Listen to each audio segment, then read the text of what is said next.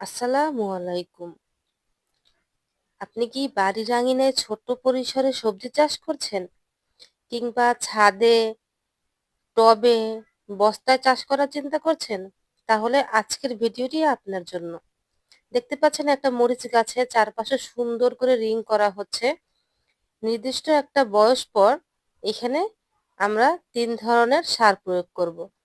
এর আগে কিন্তু সব ধরনের সার দিয়ে এবং জৈব সার যোগ করে এই বেড তৈরি করা হয়েছিল।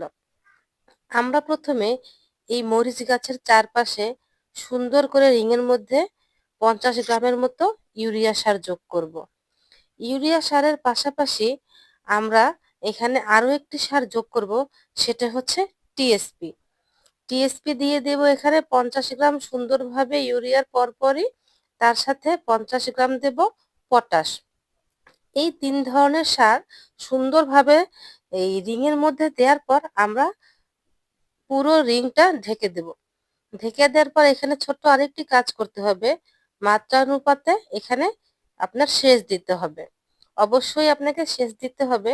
দেখতে পাচ্ছেন এই যে মরিচ গাছ, এর পাশে কিন্তু পালং শাক লাগানো হয়েছিল। অর্থাৎ একটা বেডে পরপর দুই মানে ২ ধরনের চাষাবাদ করা হয়েছে। পালং শাকের বিচি ফালানোর পরে যখন পালং শাক গজানো হলো, তখন কিন্তু মরিচ গাছের চারাগুলো বেড়ে উঠলো। পালং শাক শেষ পর্যায়ে মরিচ গাছ কিন্তু দাঁড়িয়ে গেছে। সুতরাং আমাদের পুষ্টি চাহিদা পূরণ করতে হলে আমরা এই আঙ্গিকে